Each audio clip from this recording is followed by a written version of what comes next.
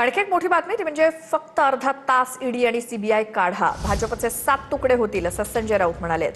सगळ्यात आधी पक्ष सोडणाऱ्यांमध्ये महाजन असतील असं राऊत यांनी म्हटलं, तर भाजपचे तुकडे करण्याचं स्वप्न संजय राऊतांनी बघू नये असं उत्तर नवनाथ बन यांनी दिलंय। तुमचे स्वतःचे किती तुकडे झालेत याचा विचार करावा, तुम्हाला वॉर्ड सांभाळता येत नाही आणि तुकडे करायला निघालेत असं नवनाथ बन यांनी म्हटलंय।